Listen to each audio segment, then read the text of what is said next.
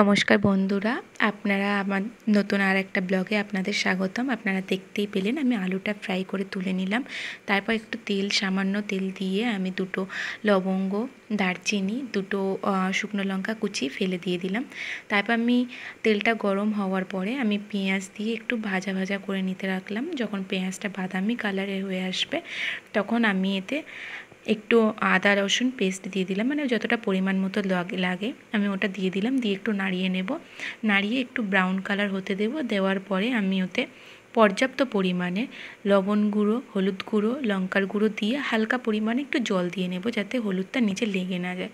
যেহেতু হলুদটা ভাজা ভাজা হয়ে গেলে নিচে লেগে গেলে তরকারিটা তেতো হয়, মানে টেস্টটা অতটা ভালো আসে না, এটা আমার মা বলে। তারপর টমেটোটা দিয়ে হালকা করে নেড়ে গালিয়ে নিয়ে আমি মাংসটা দিয়ে কষাবো। মাংসটা দিয়ে কষাতে কষাতে আপনাদেরকে একটা কথা বলি, যেহেতু এখন গরমকাল, তো আমাদের সকলেরই উচিত আমাদের মায়েদের পাশে থাকা। কারণ আমি যতটুকুনি পারা যায় আমি আমার মায়ের পাশে থাকি, রান্না বান্না করি, এরকম নয়, বাট যতটুকুনিও তবু পারি না, চেষ্টা করি যতটুকুনি পারি। কারণ আমাদের মারা যারা রয়েছেন প্রত্যেকটা ঘরে গৃহবধূ, আমাদের প্রতিনিয়ত হাত পুড়িয়ে রান্না করে আমাদেরকে প্রত্যেক দিন খাওয়ানোর চেষ্টা করে। তো চেষ্টা করে না, প্রত্যেক দিন খাওয়ায়। আমরা যতটুকুনি পারি তাও সাহায্য করার চেষ্টা করি। এই গরমে সবারই কষ্ট হয়, তবুও আমার মা এই কষ্টের মধ্যে আমার পাশে থেকে রেস্ট না নিয়ে আমাকে বলে যাচ্ছে যে এটার পরে এটা দে, ওটা দে, এটা এরকম করে নাড়। তারপর আমি দেখুন আলুটা দিয়ে কষানোর পরে জল দিয়ে নিলাম।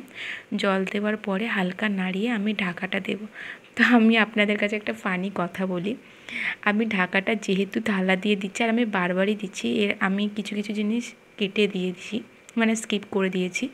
তো থালাটা কী হচ্ছে, বারবার পড়ে যাচ্ছে, আমার মা বারবার থালাটা তুলছে। তবুও যতটুকুনি পেরেছি আমি সাহায্য করার চেষ্টা করেছি। দেখুন আমার তরকারির কালারটাও খুব সুন্দর এসেছে।